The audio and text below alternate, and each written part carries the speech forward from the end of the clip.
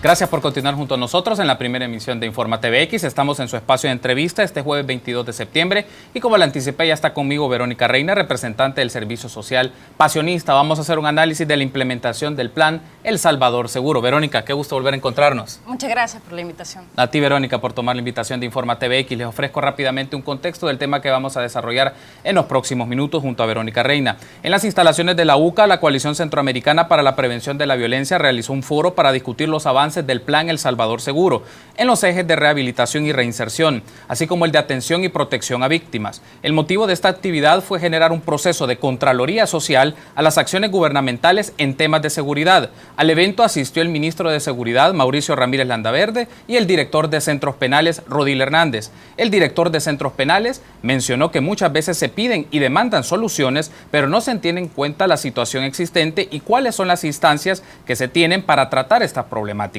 Reiteró que la sobrepoblación carcelaria no es algo que se generó en los últimos 5 o 10 años, sino una condición estructural que se debe a ausencias de políticas, planes e inversión. Entonces, para ampliar este tema y hacer un análisis con mayor profundidad, está con nosotros Verónica Reina, subdirectora de Derechos Humanos del Servicio Social Pasionista. Verónica, reitero el agradecimiento por acompañarnos. Y hay un asunto que creo que y con esto iniciamos la plática, y puede servir para aclarar a nuestros amigos y amigas de la audiencia. El foro fue organizado por la Coalición Centroamericana para la Prevención de la Violencia. Para algunos les resultará nuevo escuchar ese término. Solo si nos comentan brevemente en qué consiste esta coalición. Bueno, la coalición tiene ratos ya de estar trabajando. Somos aproximadamente 32 organizaciones. Trabajamos desde Guatemala hasta Costa Rica. Y desde 2005 estamos trabajando en la línea de incidencia política con la intención de que los gobiernos de la región centroamericana adopten medidas más integrales en el tema de violencia, seguridad, cárceles, justicia y proponer también, o sea, dar propuestas de políticas públicas que tengan este enfoque. Entonces la coalición ya tiene un poco de tiempo trabajando y en cada país tiene distintas modalidades. Digamos, es como un enfoque de una red de organizaciones, un conjunto de organizaciones que trabajan de manera horizontal en función de los temas de violencia, seguridad, criminalización, entre otros. Exacto, o sea, son organizaciones de la sociedad civil, las 32, y tenemos un énfasis también en la violencia que afecta a jóvenes. Perfecto, Verónica. Entrando entonces en detalle al foro, entiendo que la denominación del foro es también un ejercicio de contraloría social, un mecanismo a través del cual los funcionarios, porque estuvo el ministro de Seguridad, el director de Centros Penales, tuvieran esa interacción con las personas de las organizaciones, ciudadanía, población en términos generales. A tu criterio, ¿se desarrolló un ejercicio como tal de contraloría el día de ayer en la jornada de todo el día en AUCA? Pues bueno, como comentabas, en la mañana tuvimos un primer foro. La actividad estaba dividida en dos partes. En la mañana atendimos el tema de rehabilitación y reinserción, que es el eje 3 del Plan El Salvador Seguro. Y bueno, contamos con la participación del ministro de Justicia y Seguridad, lo cual nos alegró mucho, porque en estos espacios es difícil contar con la participación de los funcionarios y también con el director de Centros Penales. Uno de los elementos que nos llamó la atención, y honestamente lo menciono, es que hubo poca participación de sociedad civil. Hubo una participación al menos de 70 personas en el evento, esperábamos muchas más, precisamente porque teníamos la oportunidad de dialogar directamente con un tomador de decisiones. Exacto, con los servidores públicos. Entonces, eso nos decepcionó un poco. Creemos también de que es un reflejo del poco interés realmente y el poco trabajo desde las organizaciones sociales que se está teniendo en el tema. Son pocas las organizaciones que realmente tienen trabajo de rehabilitación y reinserción, precisamente también por las dificultades, las condiciones sociales que se están dando, la situación de violencia. Pero aún así se pudo tener un espacio de analizar un poco cuáles eran los resultados del Plan El Salvador Seguro en esa línea y qué logros o qué alcances y dificultades se estaban teniendo. Hacía la mención de ejercicio de Contraloría porque suele ser, no digo específicamente a un gobierno en particular, las prácticas de los funcionarios públicos a veces solo se limitan a mandar un mensaje en una sola dirección. Ellos dan sus declaraciones, dan sus presentaciones, dan sus intervenciones, pero luego a veces el espacio de preguntas, respuestas o en algún momento también una interpelación o una crítica, un comentario. Pero ¿se pudo dar este ejercicio con las autoridades el día de ayer, Verónica? Sí, justamente tuvimos un espacio aproximadamente de 1 hora donde el público pudo hacer preguntas respecto a la información que habían presentado. Tanto el director de Centros Penales como el ministro presentaron, digamos, algunos logros, la situación de Centros Penales, qué programas estaban desarrollando de rehabilitación y reinserción. Son mínimos, ellos reconocieron también las dificultades que se están teniendo el hacinamiento que vive en los centros penales, algunos datos estadísticos que nos mostró el director de centros penales específicamente, y lo bueno es que también tuvimos a 2 especialistas de sociedad civil, a alguien del Instituto Universitario de Opinión Pública, del IUDOP, y también a una persona de organización social, de CRS, que tiene trabajo, digamos, de formación y de sensibilización en centros penales. Entonces, hubo un primer diálogo, digamos, con esos especialistas y una segunda parte de diálogo con el público. Realmente, la intención también de los foros, porque este es el segundo foro que realizamos sobre el Plan El Salvador Seguro, es de que el gobierno poco a poco vaya asumiendo esa responsabilidad y obligación que tiene con la sociedad. Lo que tú mencionabas, de que generalmente hay un mensaje de una sola dirección, es lo que queremos ir cambiando, y que los gobiernos también vayan asumiendo su responsabilidad de generar esos espacios, que no sea sociedad civil únicamente quienes los generen.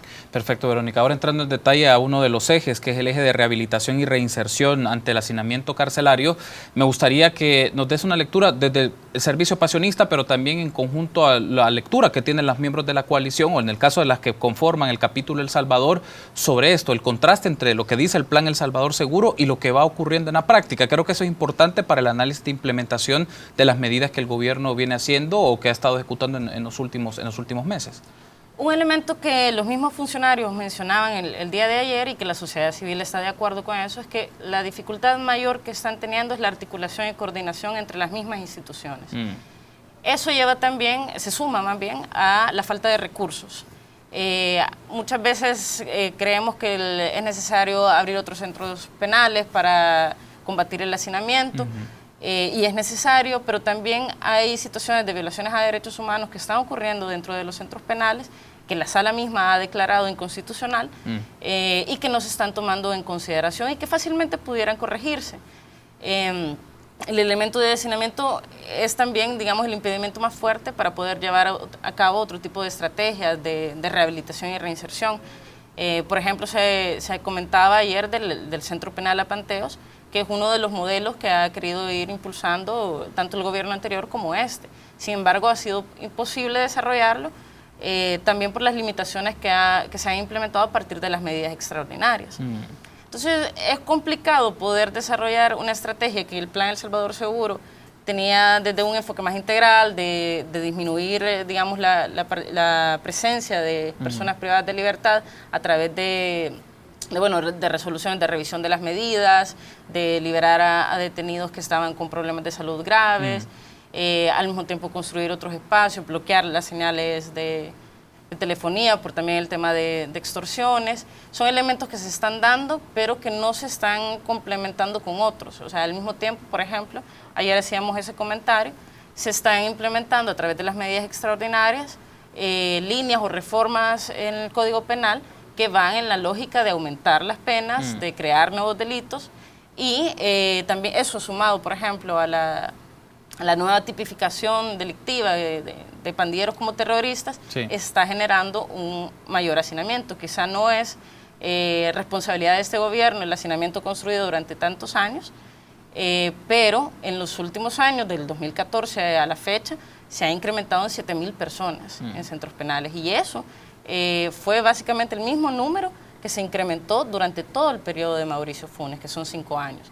Eso nos preocupa porque no podemos combatir un elemento tan importante como el hacinamiento cuando se están creando medidas para la detención. Y justamente esta circunstancia, Verónica, fue abordado por los titulares. ¿Por qué lo menciono? Porque ahí en principio se ven dos lógicas que se van a encontrar o se contradicen, o cómo puede generarse complementariedad en medidas de política pública en donde lo que se espera es rehabilitar, reinsertar y en alguna medida disminuir la alta sobrepoblación que existe en los centros penitenciarios, pero por otra parte endurecer leyes para hacer procedimientos más rápidos para encarcelar personas. Entonces, ante esa lógica, los funcionarios, ¿cómo reaccionaron?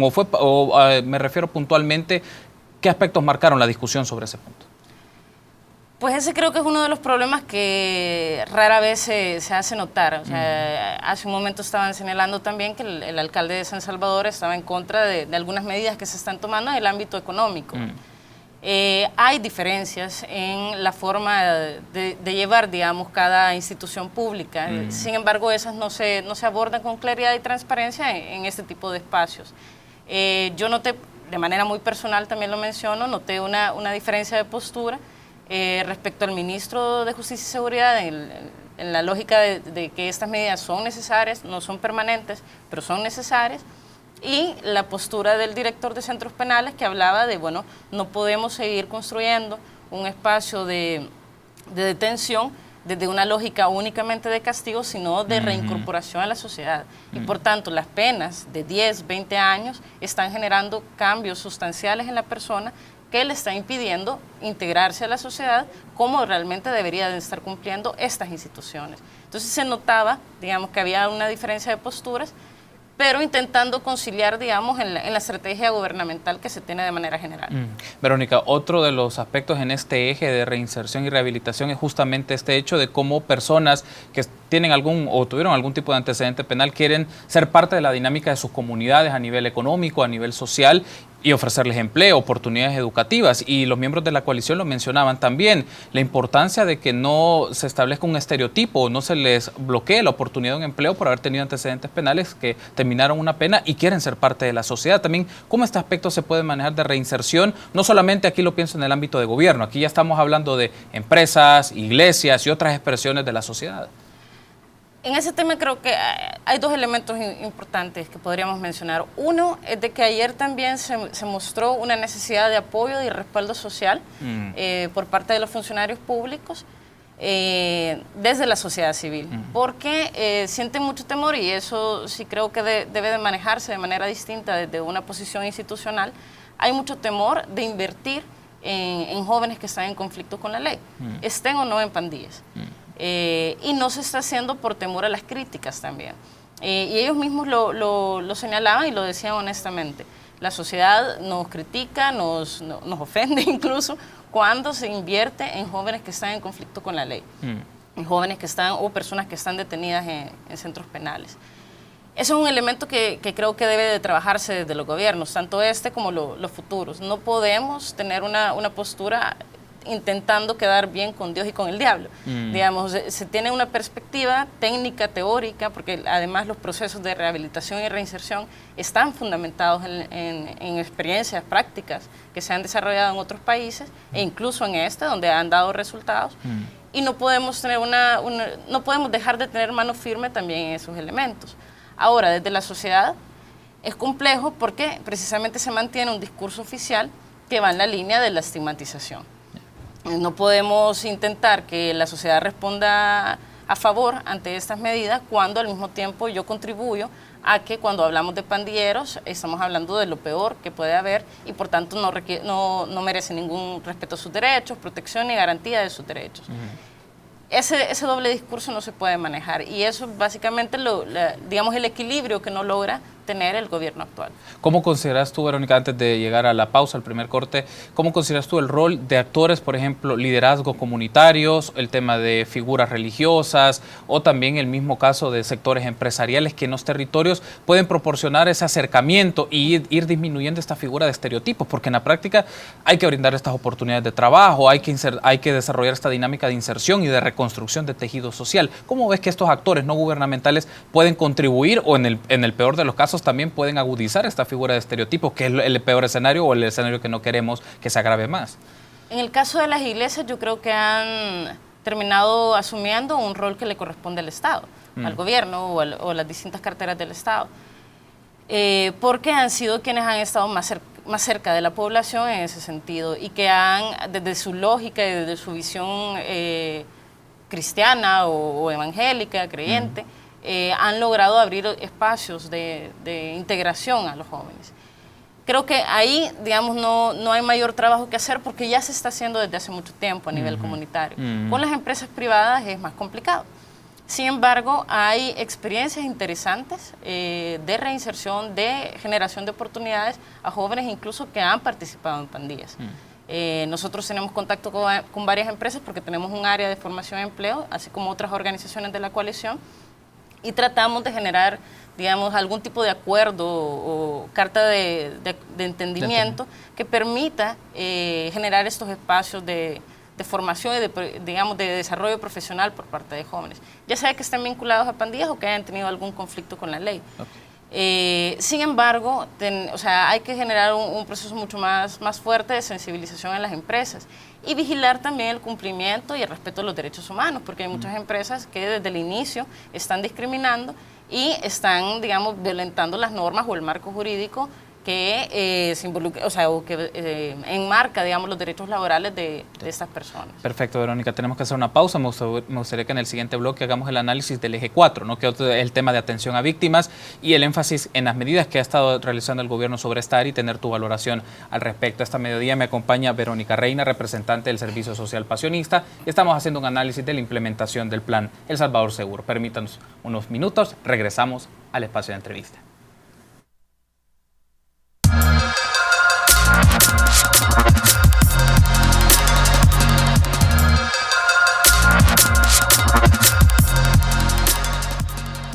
Gracias por su preferencia. Continuamos en el espacio de entrevista de Informa TVX, primera emisión, jueves 22 de septiembre. Y me acompaña Verónica Reina del Servicio Social Pasionista. Estamos haciendo un análisis de la implementación del plan El Salvador Seguro. Retomando la entrevista entonces, Verónica, hablemos del eje número 4, que tiene que ver sobre atención y protección a víctimas. ¿Cuál es el contraste que ustedes hacen como Servicio Social Pasionista de lo que dice el documento? Porque plantea un modelo y habla de una estrategia de apoyo a las víctimas de los actos violentos, con la práctica, con lo que está haciendo en este momento el órgano ejecutivo. Creo que uno de los ejes más débiles y donde se ha tenido menos avances, al menos en el marco del plan, es en este eje. El plan plantea tener un sistema integral, un sistema nacional de atención a víctimas de la violencia social.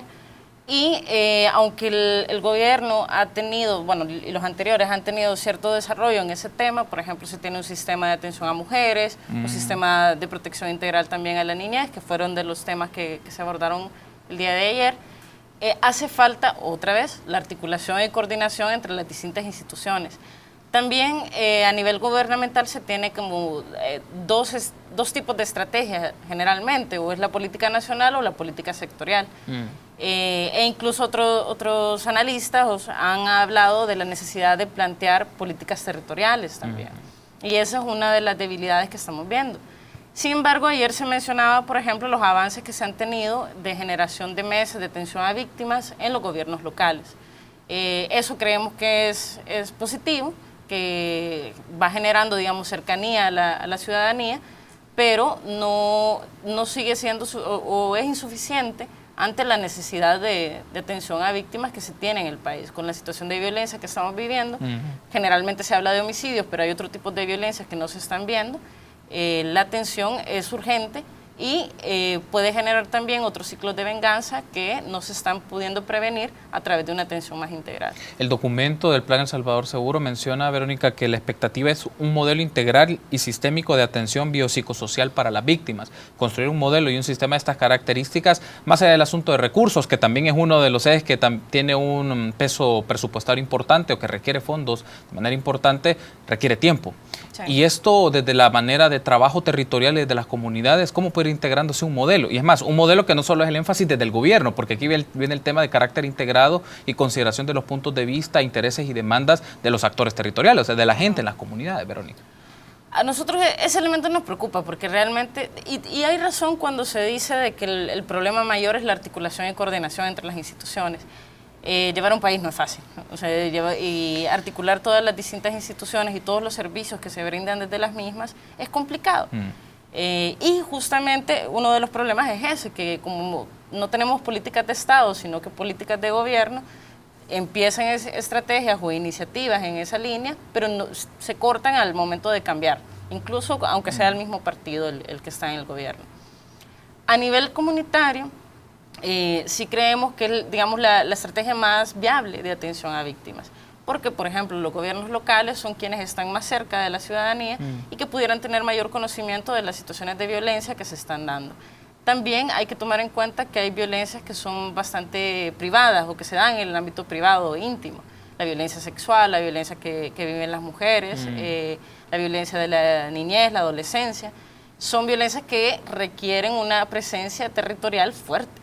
Y esa es una de las debilidades más sentidas quizá, no solo de este gobierno, sino de los anteriores. Se ha perdido presencia territorial. Y al no tener la presencia gubernamental en los territorios, no hay conocimiento realmente de lo que está pasando. Otro elemento es que también hay que reconocer nuevas violencias y nuevas situaciones que se están dando, por ejemplo, el tema de desplazamiento forzado. El gobierno está cerrado a la posibilidad de reconocer que se está dando. Incluso hace poco, creo que a inicios de esta semana o la semana pasada, el director de la Policía Nacional Civil hablaba de que era mentira, que no había desplazamiento forzado, que la mayoría de las familias tenía algún vínculo con criminales, otra vez un discurso de estigmatización. Y que además volvían siempre a su casa, y que eso ya no se mostraba, digamos, a nivel público. Eso es mentira. O sea, las familias realmente están viviendo una nueva situación de amenaza y como se sienten amenazadas y desprotegidas porque hay un Estado ausente, no encuentran otra salida más que huir.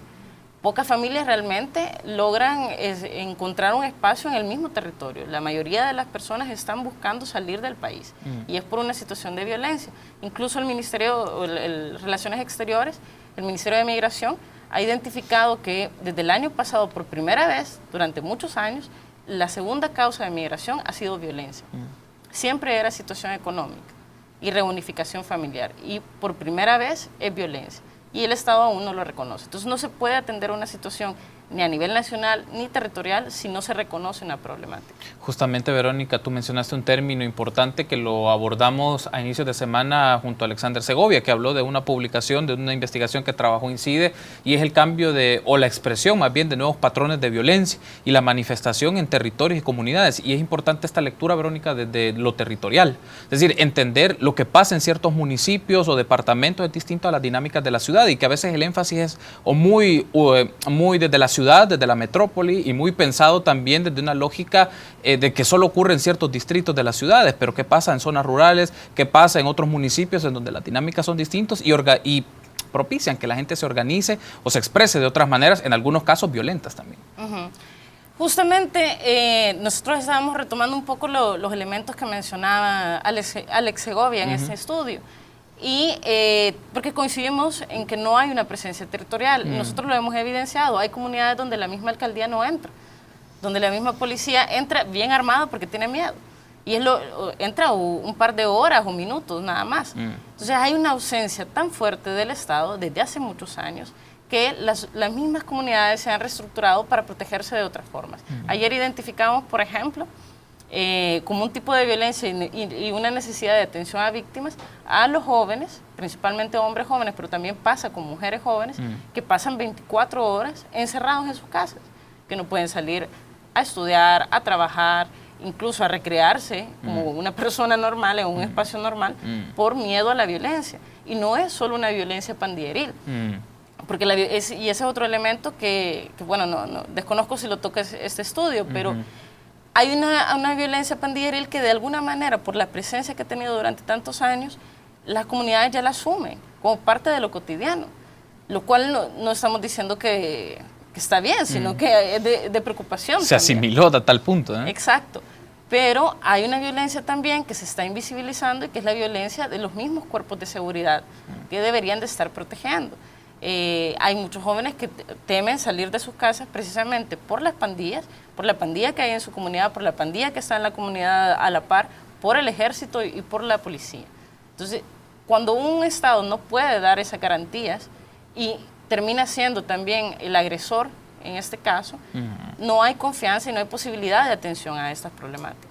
Verónica, otro de los ejes, o más bien componente de este eje, es la protección a testigos, casas de protección a testigos y habilitar albergues. ¿Cómo también este elemento se está analizando desde la coalición? Porque es un asunto muy relevante. En algunos casos la gente trata de buscar desplazamiento, se mueve por estas circunstancias porque no se le puede garantizar su vida si ha sido testigo de una situación o puede brindar información importante para resolver algún tipo de delito.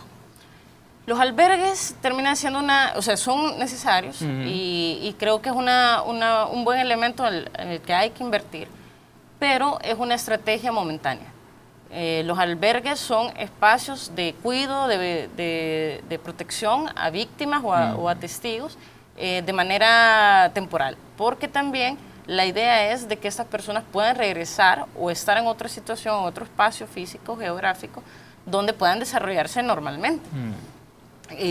Pero sí creemos que es una necesidad urgente, porque no solo están se están dando los casos de desplazamiento forzado, sino que también hay violencia contra la mujer que no encuentran espacios donde puedan refugiarse.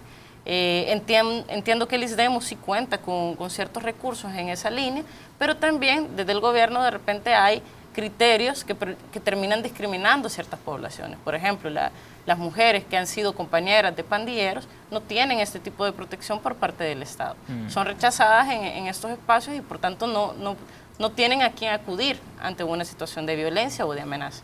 Verónica, ahora quiero retomar el aspecto desde la perspectiva ciudadana, cómo las organizaciones de sociedad civil, pero también las expresiones comunitarias pueden trabajar de la mano o de una manera mucho más activa en el tema de políticas públicas de prevención de la violencia. Tú lo mencionabas en el primer segmento, que fue una preocupación para ustedes que la llegada de personas o la demanda no fue tan alta en el foro, ¿no? Y cómo eso también puede reflejar un patrón de que se podría trabajar mucho más, pero se necesita hacer clic o que la gente pueda generar mucho más interés y más participación en cosas que nos afecta después en el día a día, en lo cotidiano. Yo creo que la violencia también, uno de los efectos inmediatos que tiene es el quebrar o el romper con el tejido social y la organización y la participación comunitaria, y también esto afecta con las organizaciones de sociedad civil. Nosotros, por ejemplo, desde el año pasado estamos analizando y viendo las posibles repercusiones que puede tener la resolución de la sala y las reformas en el Código Penal sobre el tema del terrorismo, incluso con las organizaciones que trabajamos en prevención de violencia o seguridad, principalmente las que están vinculadas a este tema de rehabilitación y reinserción de jóvenes en pandillas. Al final, ¿qué se entiende por apología del terrorismo o de las pandillas? O sea, eso puede ser algo muy subjetivo. Y estamos en un momento donde hay mucho temor desde las organizaciones también de que se termine criminalizando el trabajo que realizamos. Ese es un elemento que creo ha complicado el panorama, pero también, como lo mencionaba antes, si a un gobierno le cuesta articular y llevar un país, también a las organizaciones nos cuesta articular y coordinar nuestro trabajo. Y es parte también de la situación o de las condiciones sociales y de violencia en las que estamos tratando de llevar nuestros esfuerzos. Sin embargo, creo que también es una posibilidad, por ejemplo, el Consejo Nacional de Seguridad Ciudadana y Convivencia podría haber sido un buen espacio de convocatoria y de análisis y de compartir, digamos, distintas propuestas desde la sociedad civil. Hasta hace poco se ha abierto el espacio de sociedad civil, pero incluso en el mismo decreto que le dio creación al Consejo no aparecen organizaciones sociales. Y nos parece digamos, una falta estratégica, porque han sido las organizaciones quienes han venido trabajando desde otras perspectivas el tema de violencia y de prevención de la violencia y atención a víctimas.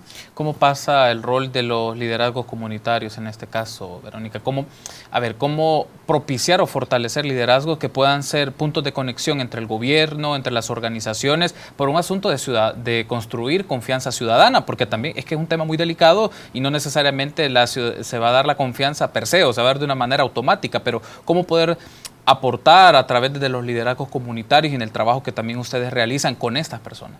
Justamente esa parte de nuestra apuesta, digamos, de trabajo comunitario desde la institución y lo compartimos con las organizaciones de la coalición. Y eso también es lo que nos permite estar trabajando de forma conjunta. Digamos, la apuesta para que se renueve o se pueda construir nuevamente el tejido social es buscar la participación activa de la sociedad. En este caso, al menos desde la coalición y desde el Servicio Social Pasionista, hacemos un énfasis en jóvenes, precisamente porque es una población fuertemente estigmatizada y discriminada, no solo por las instituciones públicas, no solo por las empresas, sino por la sociedad misma, por su misma comunidad. Claro, es difícil de repente que un joven se anime a participar políticamente en su espacio municipal cuando los gobiernos locales no tienen la apertura ni la facilidad para entablar un diálogo de respeto también, porque hay una visión muy adultista desde las instituciones, incluso desde las mismas organizaciones de sociedad civil.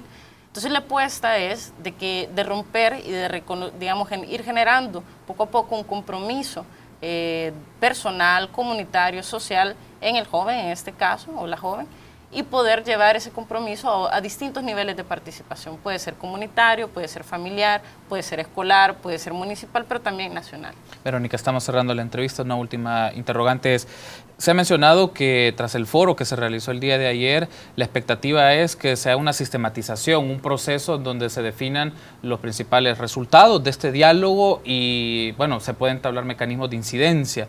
¿Qué es lo que viene tras este foro y esta sistematización de estos resultados o de la discusión que se generó el día de ayer?